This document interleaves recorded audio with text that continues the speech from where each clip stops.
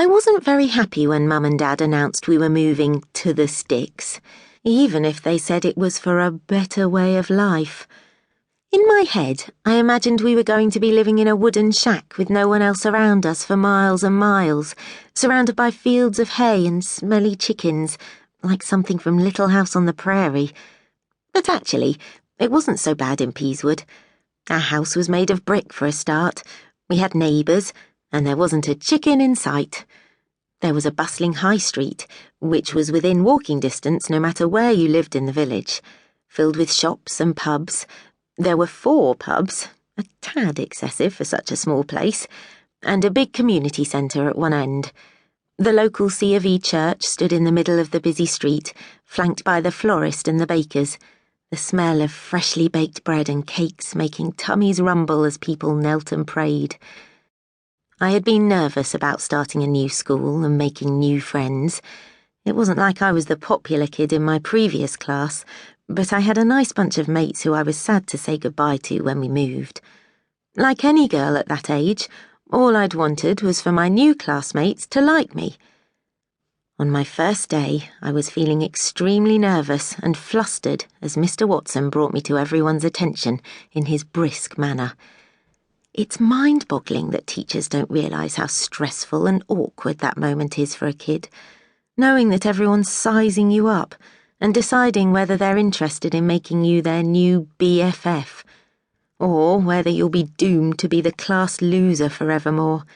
It's excruciating. I felt my face redden and my bladder weaken in seconds. It took every ounce of self-control to stop myself peeing on the spot. That would have been a great start.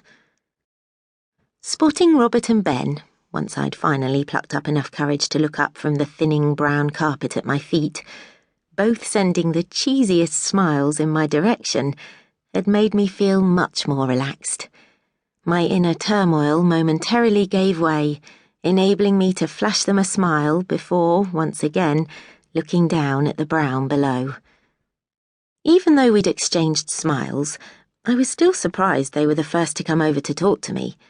I thought the girls of the class would be. I assumed one of them would be happy to have someone new to hang out with, but it appeared not. None of them bothered with me at all on my first day. Instead, it was the 2 boys who took an interest. I can remember thinking they were a funny pair, Robert and Ben. Robert, who I noticed was clearly the more confident of the 2, wore his straw-like blonde hair in straight silky curtains that ran either side of his face down to his cheekbones. His sparkly green eyes, splattered with flecks of gold, never seemed too alert. It was like he was half asleep with 2 little slits on his lightly freckled face. Ben was painfully shy, but reminded me of Bambi. His chestnut hair was gelled into perfect spikes, and he had these humongous brown eyes, which appeared all the richer due to his olive skin. Thanks to their ridiculously big smiles and kind manners when taking me to lunch, I quickly felt my worry at being in a new school melt away. I was also thankful not to have been completely rejected by my new classmates.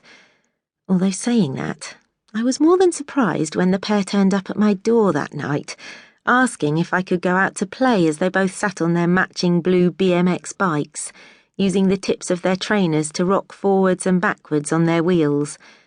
I couldn't help but smile back excitedly at them. It was the first time anybody had ever stood at my door asking after me. Unfortunately, Mum decided it was too soon for me to be wandering the streets of Peasewood with 2 boys she didn't know. So, as a compromise, she invited them inside to play instead, once they'd called their mums and told them of their whereabouts, of course. The boys gleefully accepted the offer and discarded their bikes in our front garden without a moment's hesitation.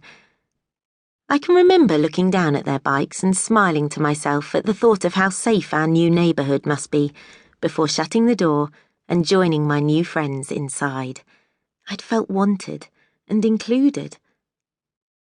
My relationship with the boys kick-started with great gusto and enthusiasm, whereas trying to strike up a friendship with the girls